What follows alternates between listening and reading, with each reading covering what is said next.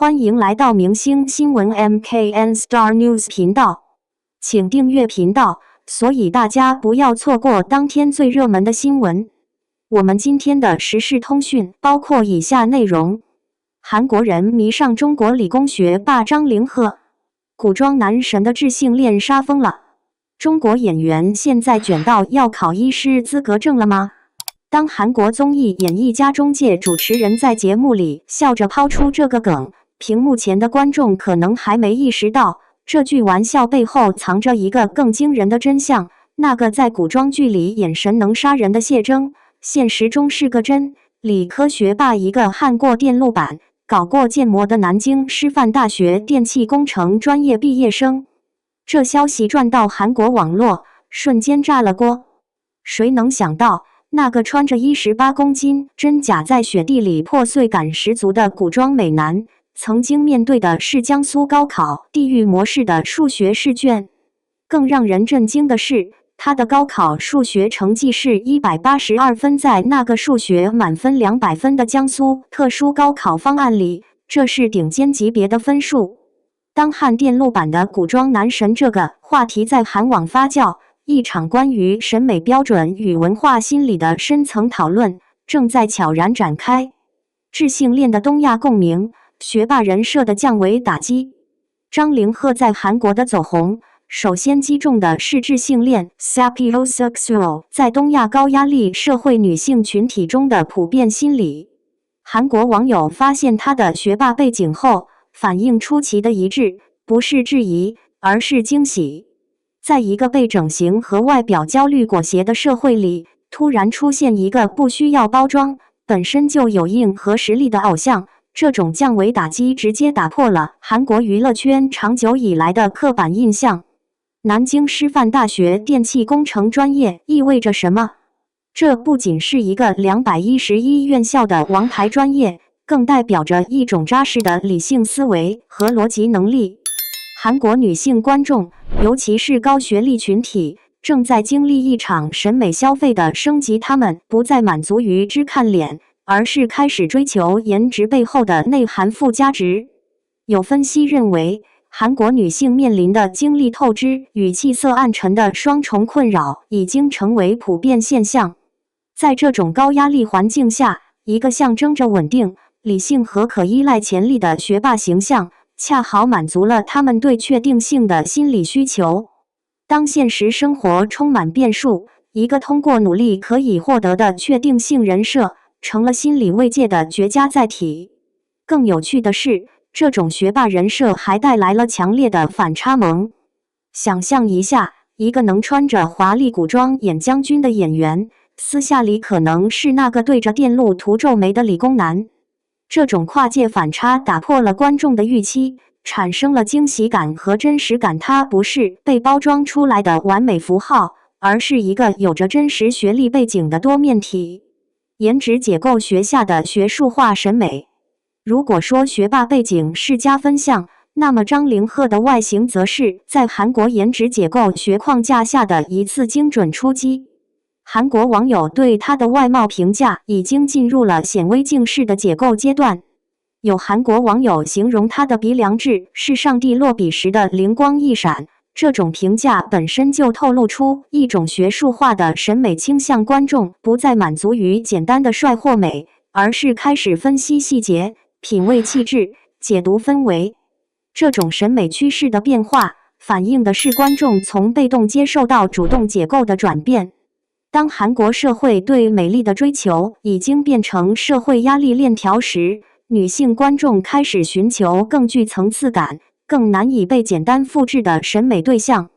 張凌赫的整體氣質溫和、乾淨，略帶書卷氣，恰好符合這種審美升級的需求。她189厘米的身高和黃金比例身材，塑造的是一種兼具古典韻味與現代質感的氛圍美。這種美不是尖銳的、攻擊性的，而是包容的、有溫度感的，正好契合了當下年輕女性對過度標籤化表達的審慎態度。韓國觀眾調查顯示，超過60%受訪者對女神、女王等稱謂持無感態度，年輕女性更期待被理解為具體而真實的個體。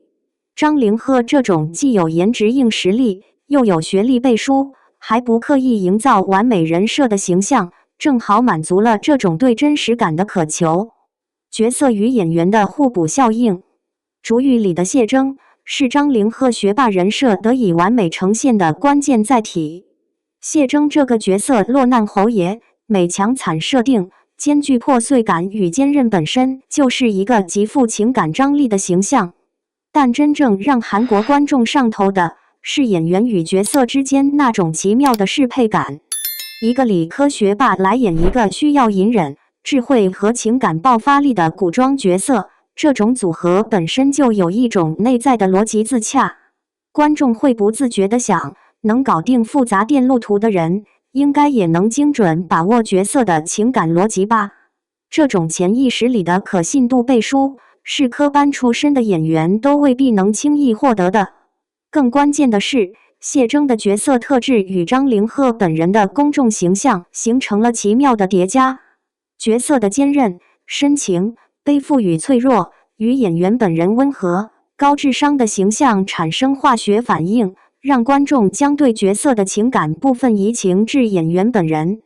這種人設強化效應在跨文化傳播中尤為明顯。當韓國觀眾看到謝崢在雪地裡的破碎感時，他們不僅被角色的命運打動，也在潛意識裡認可了演員的演技實力，而這種實力又被他的學霸背景所解釋，難怪演得這麼好，原來是個聰明人。社會心理的深層契合，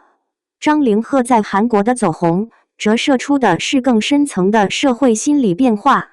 在韓國，女性正面臨着工作與生活的雙重壓力。25至45歲女性日均工作超 9.7 小時 ，90% 睡眠不足8小時。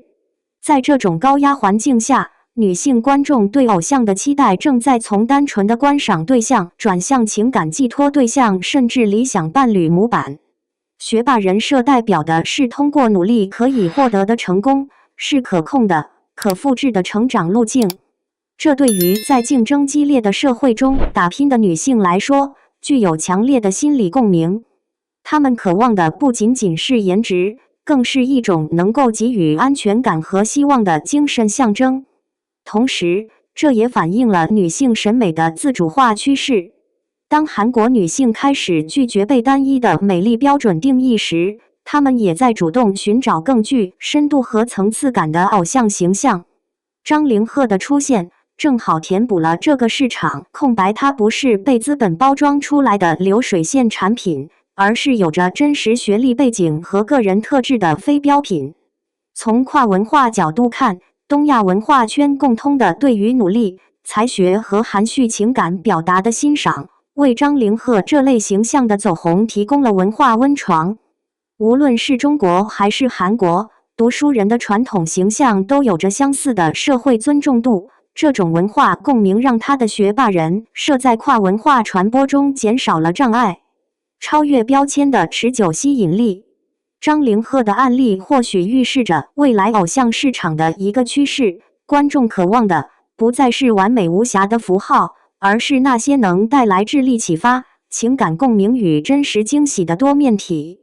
他的走紅是顏值、學霸人設、角色魅力、個人氣質及社會心理多重因素共振的結果。在韓國這樣一個向來以韓流為傲、對外來文化產品保持微妙距離感的國度，一個中國演員能憑借理工學霸這樣的人設成功破圈，本身就具有標誌性意義。這不僅僅是一個演員的成功，更是一種審美範式和文化消費模式的轉變。當觀眾開始用學術化的眼光解構偶像，當智性戀成為普遍的心理傾向，偶像經濟的底層邏輯也在悄然改變。顏值可能是敲門磚，但真正讓人上頭的，往往是顏值之外的驚喜，那種來自真實學歷背景的可信度，來自跨界反差的趣味性，來自內在實力與外在形象的高度統一。在信息愈發透明的時代，這種真實的多面性或許將成為偶像吸引力的新內核。你認為張凌赫在韓國爆火，最主要靠的是顏值、學霸人設，還是角色與本人的完美適配？